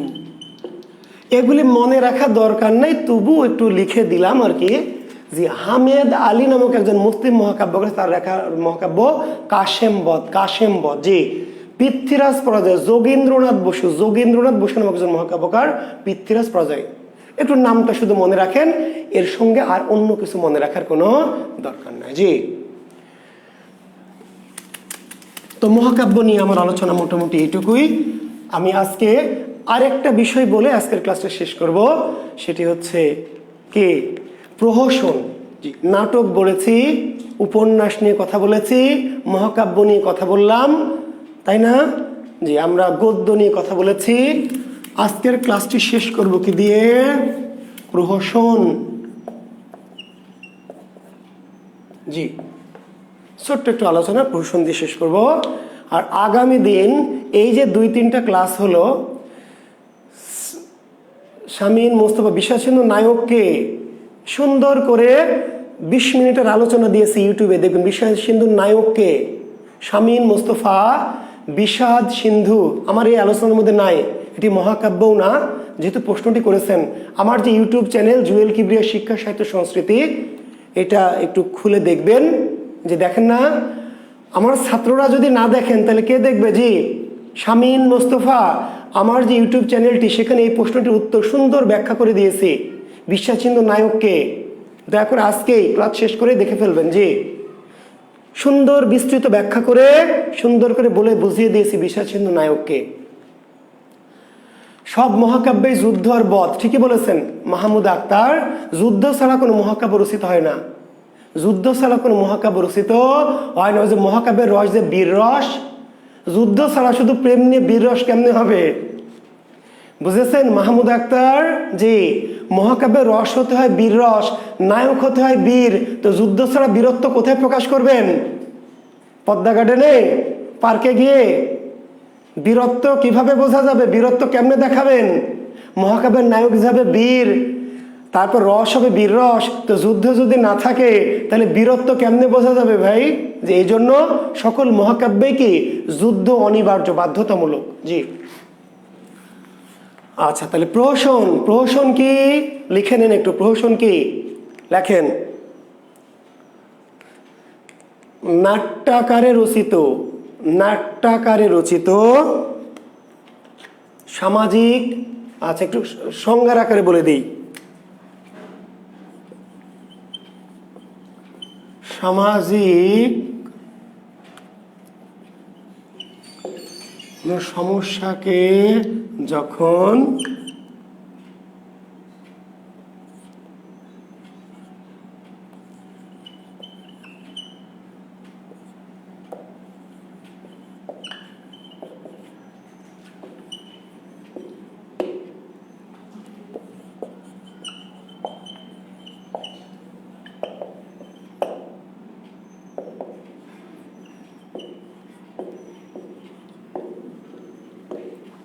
সামাজিক কোনো সমস্যাকে, সামাজিক কোনো সমস্যাকে যখন ব্যঙ্গাত্মকভাবে নাট্যাকারে উপস্থাপন করা হয়,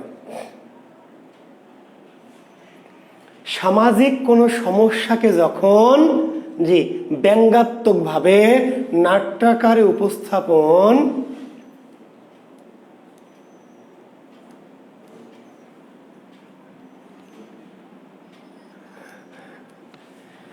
সামাজিক কোনো সমস্যাকে যখন ব্যঙ্গাত্মকভাবে নাট্যাকারে উপস্থাপন করা হয় তাকে প্রহসন বলে। তো তিনটা জিনিস এখানে খেয়াল করতে হবে। যে প্রহসন এমনি এমনি লেখা যাবে না। কি বিষয় নিয়ে রয়েছে? সামাজিক সমস্যা, সমাজের কোনো সমস্যাকে নিয়ে, জি সমস্যাকে নিয়ে লিখতে হবে। না মণিশঙ্কর কমলাকান্তের জবানবন্দি না গাধা, নাট্যাকারে না, যে ওই যে সমস্যা, যে তিনটা জিনিস খেয়াল করতে হবে। মণিশঙ্কর নয়ন কমলাকান্তের জবানবন্দি প্রহসন না। কেননা বাবা নাট্যাকারে লেখা হয়নি। সামাজিক সমস্যা আছে, ব্যঙ্গাত্মক ভাব আছে, কিন্তু নাট্যাকার তিনটে জিনিস করতে হবে। সামাজিক সমস্যা হতে হবে, সেটাকে আবার সমস্যার মতো করে উপস্থাপন করা যাবে না, হাস্য রসাত্মকভাবে উপস্থাপন করতে হবে নাট্যাকারে, নাটকের আকারে, চরিত্র ঘট নাটকের মতো। তাহলে সামাজিক কোনো সমস্যাকে তুলে ধরতে হবে সমস্যার মতো করে না, কঠিন করে না, কেমন করে? রসাত্মক ব্যঙ্গাত্মক ভাবে, কিন্তু কি গঠনটা কেমন হবে? নাটকের মতো। তাই নাটকের মতো করে উপস্থাপন করা হবে। সামাজিক কোনো সমস্যাকে তুলে ধরা হবে, কিন্তু সমস্যাটা সমস্যার মতো করে তুলে না ধরে হাস্যাত্মক ব্যঙ্গাত্মক ভাবে উপস্থাপন করা হবে। তাহলে সেটি হয়ে যাবে প্রহসন। বাংলা সাহিত্যে প্রহসনের জনক মাইকেল মধুসূদন দত্ত। বাংলা সাহিত্যে প্রহসনের জনককে, বাংলা সাহিত্যে প্রহসনের জনক জি মাইকেল মধুসূদন দত্ত। প্রথম প্রহসনের নাম কি? প্রথম প্রহসনের নাম একেই কি বলে? সভ্যতা। 1860 সালে। খুবই গুরুত্বপূর্ণ এবং খুবই ইম্পর্টেন্ট তথ্য জবের জন্য, বাংলাদেশের যে কোনো পরীক্ষার জন্য অত্যন্ত ইম্পর্টেন্ট তথ্য। যে প্রহসনের জনককে মাইকেল মধুসূদন দত্ত। বাংলা সাহিত্যের প্রথম প্রহসনের নাম কি? একেই কি বলে? সভ্যতা। বাংলা সাহিত্যে প্রথম প্রহসন কত সালে প্রকাশিত হয়েছে? 1860 সালে।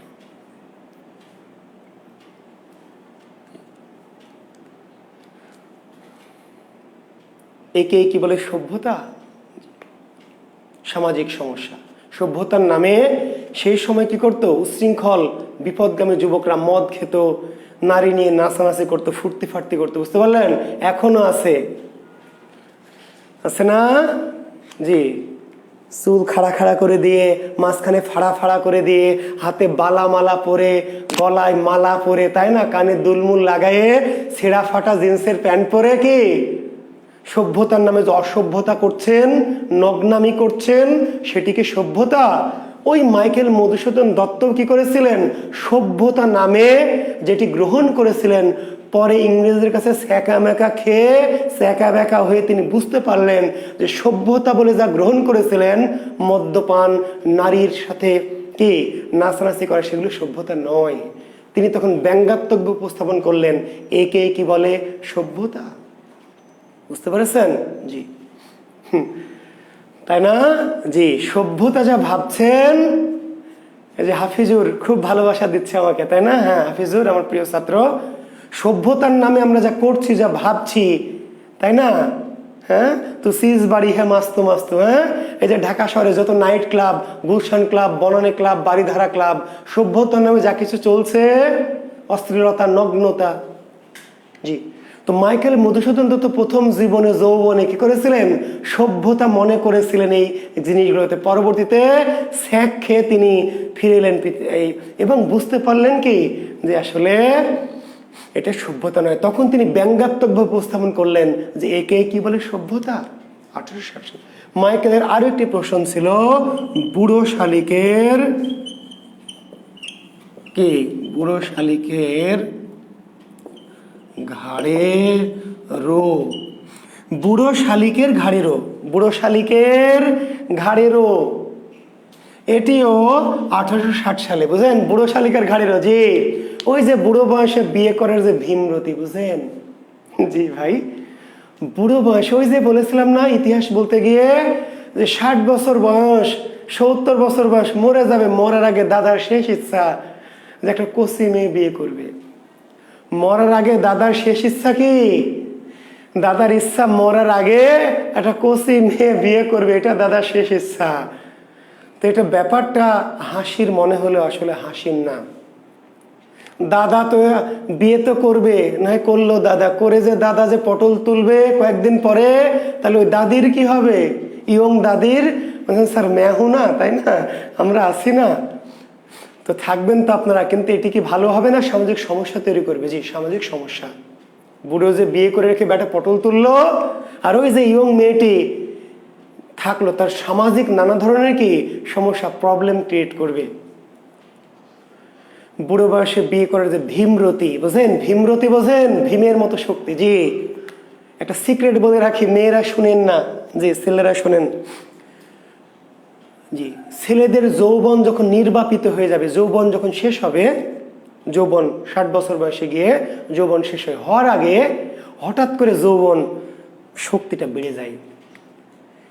বাতি বোঝেন? বাতি, বাতিতে পড়েছেন? হারিকেন বাতিতে কখনো পড়েছেন? আপনারা তো এই যুগের ডিজিটাল যুগের লাইটেই পড়েন, আমাদের যুগে আমরা হারিকেন বাতি জ্বালিয়ে পড়তাম। তো বাতি যখন নিভে যাবে, তেল নাই, তেল শেষ, নিভে যাবে, তো নিভে যাওয়ার এরকম নিভু নিভু নিভু নিভে নেভার আগে হঠাৎ করে দপ করে জ্বলে ওঠে। বাতির তেল না থাকলে নিভে যাওয়ার আগে হঠাৎ করে দপ করে জ্বলে উঠে নিভে যায়। তো পুরুষের যৌবন যখন নির্বাপিত হবে, শেষ হয়ে যাবে, তার আগে হঠাৎ করে দপ করে জেগে ওঠে। এইবার মনে করে যে আমার ওরে হ্যাভি শক্তি, তাহলে বুড়া বউ দিয়ে আর চলবে না, তাহলে একটা ইয়ং বউ লাগবে। ওই নিভে যাওয়ার আগে যে দপ করে জ্বলে ওঠে, পুরুষ মানুষ মনে এই ঘটনাকে বলে ভীমরতি। কি বলে? ভীম, ভীমের মতো। ভীমের নাম শুনেছেন? ওই যে পঞ্চ পাণ্ডবের পাণ্ডব ভীম, ভীমের মতো প্রচন্ড শক্তি। তো দাদা মনে করে ওই বুড়া দাদিকে দেওয়ার কাম হবে না, কি লাগবে এবার? ইয়ং মেয়ে লাগবে। এই অবস্থা বলে ভীমরতি।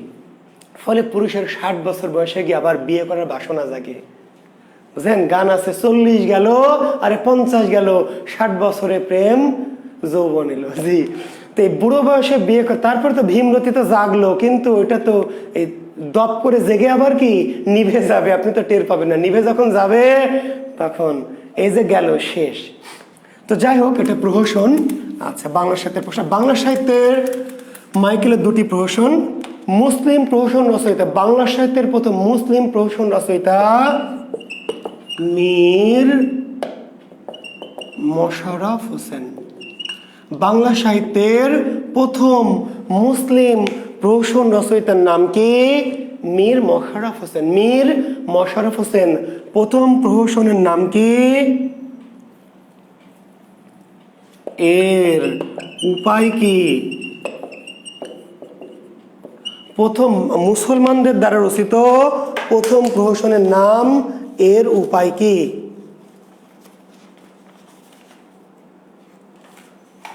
জি, তাহলে বাংলার সাথে প্রথম মুসলিম প্রহসন রচয়িতাকে, প্রথম মুসলিম প্রহসন রচয়িতা কে? মীর মশাররফ হোসেন। আর মুসলমানদের লেখা প্রথম প্রহসনের নাম কি? এর উপায় কি? কত সালে? 1875।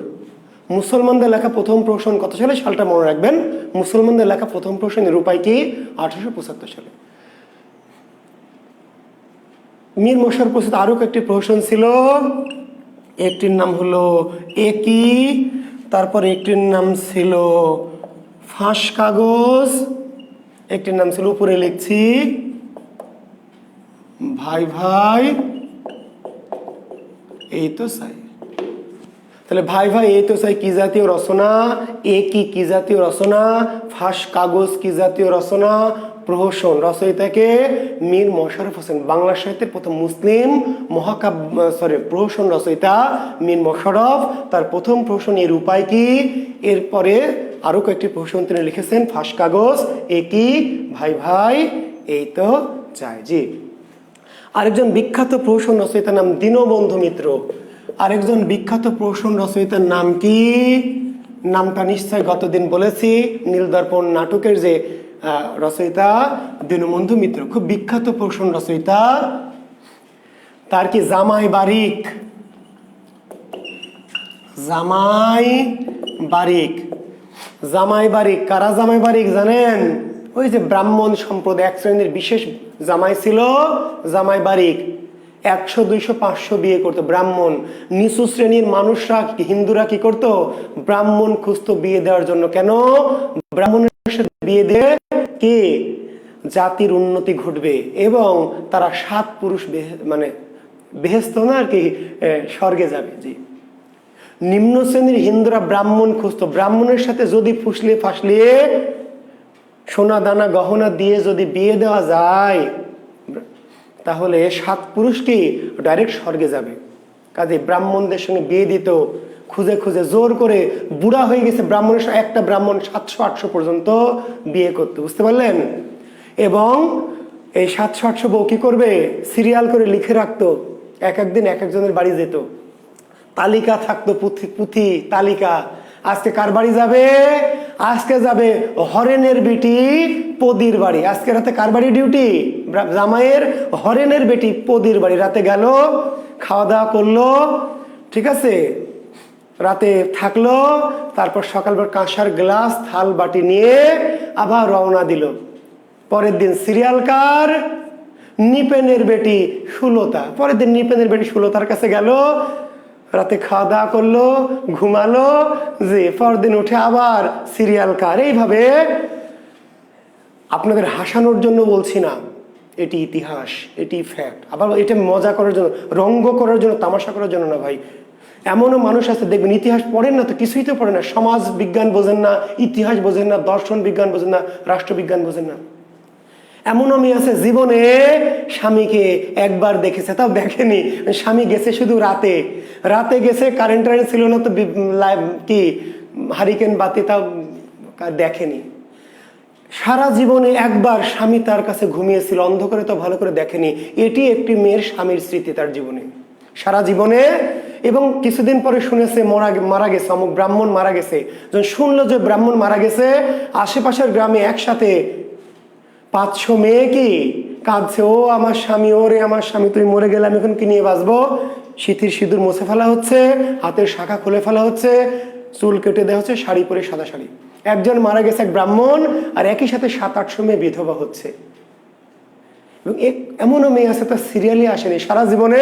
ওই যে বিয়ে হয়েছে ব্রাহ্মণের সাথে, সারা জীবনে তার সিরিয়াল পায়নি। সিরিয়ালে আসার আগেই কি ওয়েট করে আসছে যে স্বামীর সিরিয়াল আসবে, এ আসার আগেই মারা গেছে, বিধবা। এটি প্রাচীন ভারতীয় সমাজ, এটি কিন্তু আপনার প্রাচীন ভারতীয় সমাজ। জি, তো যাই হোক, এটি নিয়ে অনেক কথা বলতে পারি, কিন্তু বলবো না।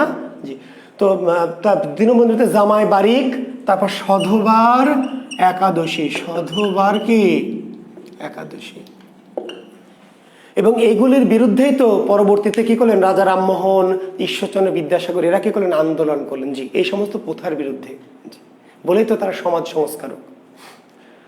তো দীনবন্ধু মিত্রস্থ প্রহসন, জামাই বারিক, সধবার একাদশী। তো আরও কিছু প্রহসন রচয়িতা আছে, দেখবেন আমার বইটি বাংলা কোষ যাদের কাছে আছে, পুরাতন বইটি থাকলেও হবে, প্রহসন রচয়িতাদের তালিকা। রবীন্দ্রনাথ রচিত প্রহসন দু একটা একটু লিখে নেন। রবীন্দ্রনাথ রচিত প্রহসন লেখেন, রবীন্দ্রনাথ রচিত প্রহসন লিখেছেন, লেখেন বৈকুণ্ঠের খাতা, চিরকুমার সভা। রবীন্দ্রনাথ রচিত প্রহসন। আমার কই গেল, ডাস্টার কই গেল? কয়েকজন প্রহসন রচয়িতার প্রহসনের নামটা একটু লিখে দিই, যাদের আমার বই আছে বাংলা কোষ আছে তারা খুলে দেখে নিতে পারেন।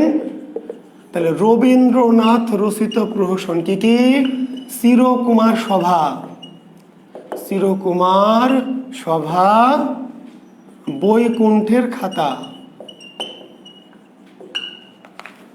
চিরকুমার সভা, বৈকুণ্ঠের খাতা কি জাতীয় রচনা? প্রহসন। শেষ রক্ষা, হাস্য কৌতুক।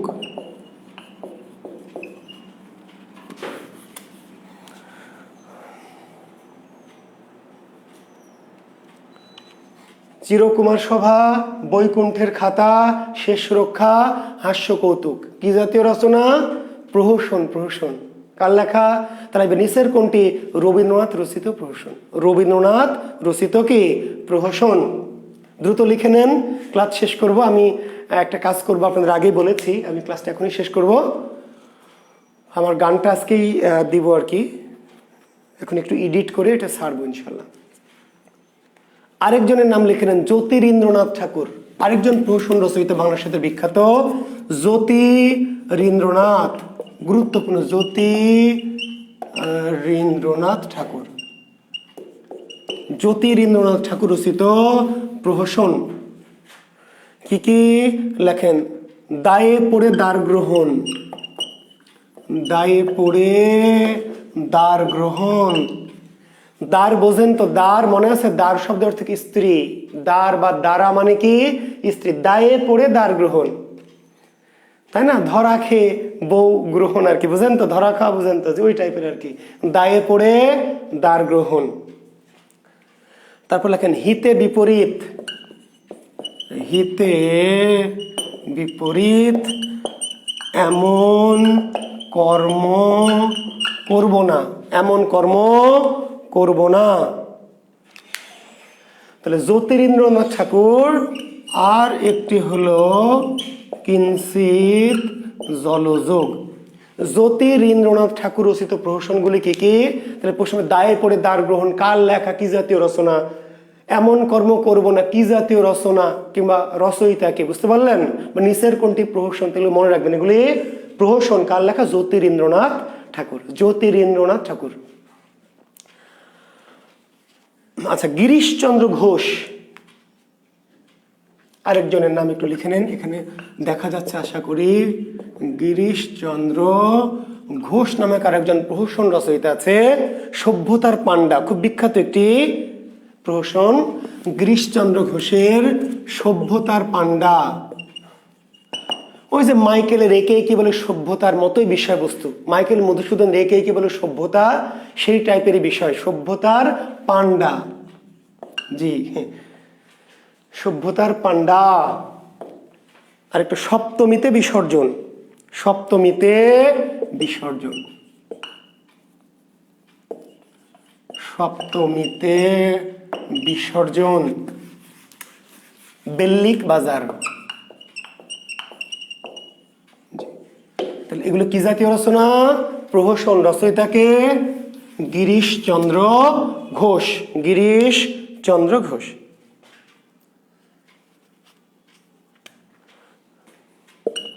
এগুলি দ্বিজেন্দ্রলাল রায়ের খুব বিখ্যাত একটি প্রহসন, কল্কি অবতার। দ্বিজেন্দ্রলাল কল্কি অবতার, কল্কি অবতার, কল্কি বোঝেন? কল্কি গাঞ্জা খায় না, গাঞ্জা গ্রামে খায়, দেখেছেন? এই যে আখড়ায়, সাধুদের আখড়ায়, জি এই যে এরকম, হ্যাঁ জি, এরা মনে করে গাঞ্জাটা হলো তাদের অবতার, গাঞ্জাই সবকিছু। কলকি, কলকি, কলকিটাই তাদের অবতার। মানে সাধন করতে হলে আগে কি গাঞ্জা ছাড়া সাধনা হবে না, গাঞ্জা খেয়ে তারপরে কি সাধনা করতে হবে, যত আখড়া সাধুদের ইত্যাদি ইত্যাদি। তো তাদের অবতারটা আসলে ধর্ম নাই, কোনো অবতার নাই, কলকি অবতার, দ্বিজেন্দ্র রায়ের কলকি অবতার। অমৃতলাল বসু একজন, অমৃতলাল বসু, চোরের উপর বাটপারি, জি চোরের উপর বাটপারি, চোরের উপর বাটপারি, অমৃতলাল বসু চোরের উপর বাটপারি। আর একটা বিবাহ বিভ্রাট, জি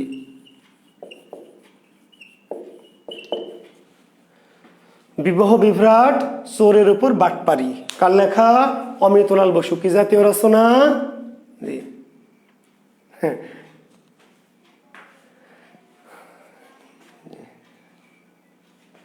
বুঝলেন না? ধর্মকর্ম না, কলকিটাই অবতার।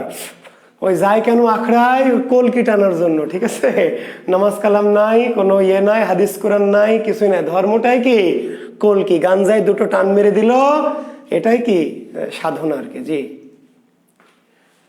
তো যাই হোক, আচ্ছা ঠিক আছে, ওকে।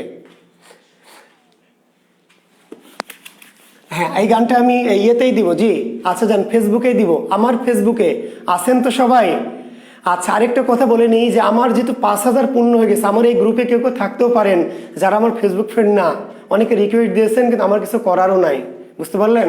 কারণ আমি আর নিতে পারছি না। তো ফলোয়ার অপশনটা চালু আছে, হতে হবে ফলোয়ার এমন না, কিন্তু যদি হতে চান, অর্থাৎ আমার 5,000 ফ্রেন্ড পূর্ণ হয়ে যাওয়ায় আমার আর নতুন কাউকে গ্রহণ করা, অনেকে ভাবতে পারেন যে স্যারকে রিকোয়েস্ট দিলাম, স্যার একসেপ্ট করলো না, স্যার তো আমি স্যারের ছাত্র, তো আমি আসলে একসেপ্ট করছি না কেন, আমার আর সুযোগ নাই। তো আমার ফলোয়ার অপশন চালু আছে, কেউ চাইলে ফলোয়ার হতে পারেন। আর আপনারা যেহেতু বললেন যে আমি স্যার ইউটিউবে দেন না, সরাসরি এটা ফেসবুকে দেন, তো ঠিক আছে, আমি চেষ্টা করছি আমার ফেসবুকে এটি দেওয়ার জন্য, ইউটিউবে দিব না, ঠিক আছে? ওকে, থ্যাংক ইউ। যে আমার বই, আমার নতুন বইটি লেকচারটা পুরোপুরি কাভার করবে ইনশাল্লাহ, পুরোটা কাভার করবে, তবে নোটটা টুকটাক একটু লিখবেন, সমস্যা নেই। আমার নতুন যে এডিশনটা আসছে, চেষ্টা করছি যে পুরাতন বইটাতে যেইটুকু ল্যাকিং ছিল সেইটুকুকে রিকভার করতে, ফলে নতুন বইটা যারা পরবর্তীতে পাবেন তাদের আমার চেষ্টা করছি পুরোটাই রিকভার করার জন্য। জি ধন্যবাদ। আচ্ছা, কেউ বলছেন ইউটিউবে দেন, এখন একটা সমস্যা হচ্ছে যে ফেসবুকে দিলে আবার এইটা অনেকে নিজের নামে করে নিবে, মানে ইউটিউবে দিলে হবে কি আমার সত্যটা থাকবে, একটা ঝামেলা হচ্ছে যে অনেক জিনিসই কি করে মানুষ নকল করে নেয়, যেমন আমার ক্লাসগুলি ধরেন অনেকে কি করে নিজেদের চ্যানেলে দিয়ে দিচ্ছে, আমার ক্লাস দেখবেন অন্য যারা তাদের ইউটিউবার তাদের চ্যানেলে চলছে, এটা ঝামেলা, সত্যটা নষ্ট হয়। তো আমার গানটা যদি আমার ইউটিউব লিঙ্কে দিই, তাহলে আমার যে গানের সত্য সেটি বা আমার গানের যে অধিকার সেটা আমার নামেই থাকবে, তো সেটা আর কি। তো দেখা যাক, হ্যাঁ ইউটিউবে দিলে ভালো হবে কি যে সুবিধাটা হবে যেটা, মানে আসলে সাবস্ক্রাইব বাড়া বা আর্থিক লাভের জন্য না, সমস্যাটা হচ্ছে ইউটিউবে দিলে সত্যটা অন্য কেউ আর নিতে পারবে না, আমার নামে সত্যটা থেকে যাবে। আর যদি নর্মাল ফেসবুকে দিই তাহলে অনেকে কি করবে নিজের আবার ইউটিউবে কি করবে দিয়ে দিবে, আর আমি একবার ইউটিউবে দিলে আমার এটার অন্য কেউ তাদের ইউটিউবে দিতে পারবে না, তো সেটি একটি সুবিধা আর কি। হ্যাঁ, কপিরাইটটা থাকবে আমার নামে, তো সেই জন্যই ভাবছি যে ইউটিউবে প্রথমে ইউটিউবে দিই, পরে ফেসবুকে দিয়ে দেবো। জি, সমস্যার সমাধান। থ্যাংক ইউ মণিশঙ্কর, প্রথমে ইউটিউবে দিয়ে ওখান থেকে ফেসবুকে দিব। ধন্যবাদ শিক্ষার্থী বন্ধুরা, ভালো থাকবেন। আমি শুভরাত্রি, আল্লাহ হাফেজ। কথা বাড়াচ্ছি না, আমি ওই গানটি দিব, আপনারা অবশ্যই কি করবেন রাতে দেখবেন। ধন্যবাদ, শুভরাত্রি, আল্লাহ হাফেজ।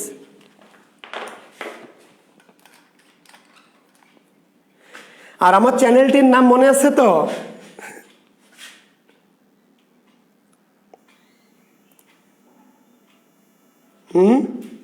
হ্যাঁ, আমার চ্যানেলটির নাম মনে আছে তো? জি, জুয়েল কিবরিয়া শিক্ষা সাহিত্য সংস্কৃতি।